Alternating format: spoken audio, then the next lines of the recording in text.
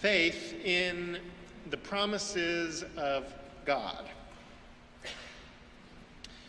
The promises of God, they are a balm, a healing balm for those wounded by the world and in need of that kind of healing that can only come from a new world coming into being. The promises of God, they are nourishment for those famished for hope. That kind of nourishment that can only come from things being the way things are supposed to be. The promises of God. Blessed are the poor, for theirs is the kingdom of heaven.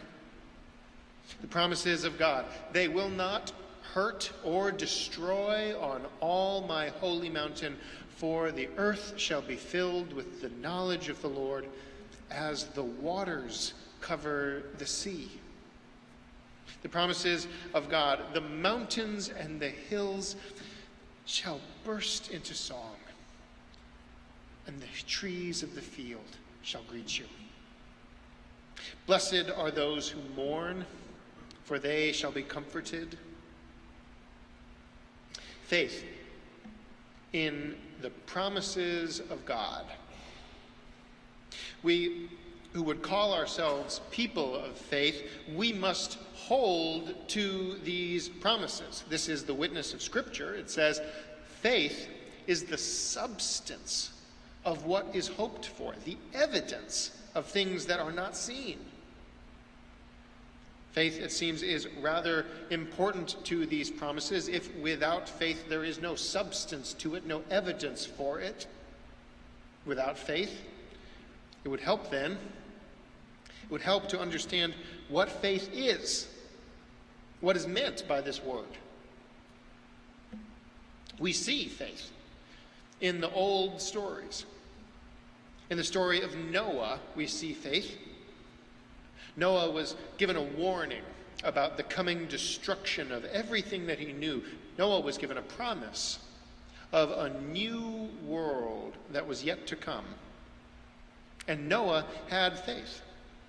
And he left behind everything that he knew and upended his life, and by so doing, he bore the future through the waves in the hold of what his faith had built. We see faith in the old stories. In the story of Abraham, we see faith. Abraham had lived a full life, built a home for himself among his own people, in his own country. And just at that time in life, when a person settles back to enjoy for themselves the fruit of a life of labor, just at that time, the whisperings of a God Abraham had never met began, promising a new people, a new country. And he had faith. Faith enough to leave behind his whole life on the promise of God. He sojourned in a place he did not know, and by so doing became heir to a promise so glittering it would be handed down for eternity. This is the witness of Scripture. Faith is the substance of what is hoped for, the evidence of things that are not seen. But, and this is the witness of Scripture too, but the faithful will not receive the promises. Not even the most faithful will receive the promises. Abraham and Noah didn't, paragons of faith though they were. Noah was promised a new world, but he lived out the twilight of his days rebuilding in the wreckage of the old world. Abraham had been promised a new people, a new country. But at the time that he died, his family had been torn in two, and of this land that had been promised to him, the sum total of this land that had been promised to him that was in his possession, the sum total was the tomb in which he would be buried. Hebrews 11:13, speaking of the paragons of the faith, Hebrews 11:13 says, all of these died without having received the promises. All of these died in the faith without having received the promises. What then is the point of faith? If the faithful must risk all for promises that they will not receive, what is the gain in it?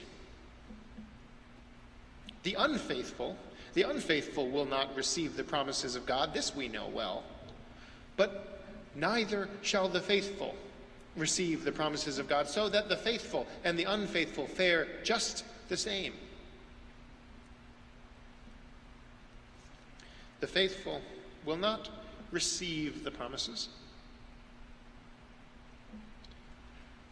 but the faithful will see the promises, will catch a glimpse of them from afar off and greet them. This, glimpses, brushing past us as we live. This is the most of the promises that we are promised. Glimpses. Faith is the substance of what is hoped for, the evidence of what is not seen. Abraham, he was promised a new homeland. The substance of that hope was tent leather and stitches, worn shoes, and miles ahead on a dusty road. That is the substance of hope. It had reality, grain, scent. Noah was promised a new world. The substance of that hope was timber and nails, rain, an olive branch. The substance of hope, Noah could touch it, had reality, heft, tensile strength.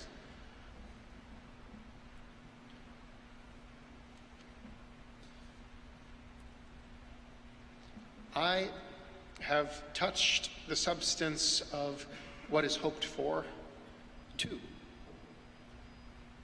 I have seen the evidence of what is not seen. I have seen from afar off the promises of God and greeted them.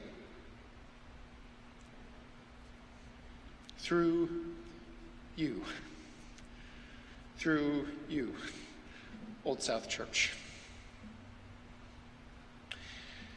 The promise of God.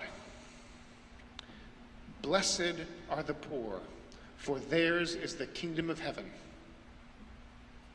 I have seen the evidence of what is unseen. In Boston warm, in the midst of a killing cold winter with snows that simply would not stop. In the midst of that killing cold winter, this house of God became a community, a home for those without a home. I have caught a glimpse of the kingdom of heaven and how it is for the poor, how it is for them. Lives rebuilt, lives saved, dignity shared, joy and laughter shared. The substance of hope. It was red and white checked tablecloths, cots and blankets, coffee percolators, sturdy rubber storage lockers. I have touched the substance of hope. The promise of God, the mountains and the hills before you shall burst into song, and the trees of the field shall clap their hands. The whole of God's good creation with joy. I have seen the evidence of what is unseen in the creation care work of this church. As the world barrels towards climate catastrophe, I have glimpsed signs of this promise of God. I drink coffee out of whimsical mugs full of it. I plug my laptop into power strips of it. I close the double-sealed doors of it. I have touched the substance of hope. The promise of God, they will not hurt or destroy on all my holy mountain, for the earth shall be filled with the knowledge of God as the waters cover the sea.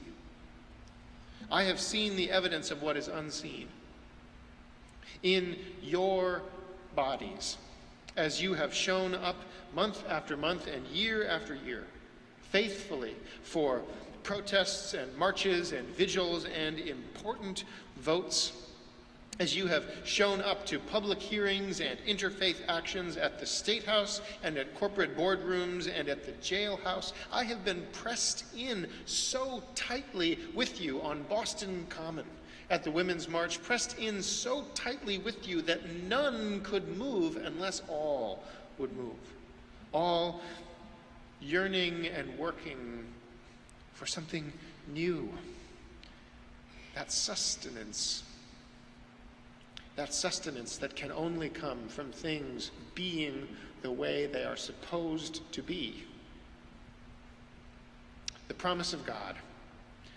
Blessed are those who mourn, for they shall be comforted. I have seen the evidence of what is unseen. In 7,000 scarves knitted out of gold and blue, sent to us from all over the country and from around the world for free, for nothing. From people of faith we have never met and can never know or even number. A special delivery. USPS. 7,000 blessings to wrap around the neck of people who, in defiance of violence, to wrap around the necks of people who would make peace the more powerful. How beautiful. How beautiful are the feet upon the mountains of the messengers bringing peace. How beautiful are the feet on Heartbreak Hill of the messengers bringing peace. They will not hurt or destroy on all my holy mountain. Blessed are those who mourn, for they shall be comforted. Blessed are the poor, for theirs is the kingdom of heaven. I have touched it, the substance of hope.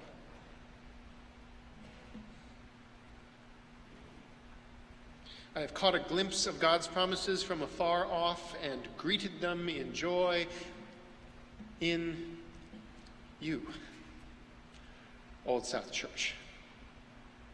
I have seen God's promises in you, in your faith, in your work, in your prayers, in your community. I have touched the substance of hope along with you. Built some small piece of the realm of God with you, so that for the unfaithful, they might see in this place, see what we do, see some of it and say, here, evidence. I thank God for you, Old South Church. God who is not ashamed to be your God, but indeed who has prepared a city for you. I thank God for my time ministering among you. And I bless you. And I bless you. And I bless you. And I bless you. Hallelujah.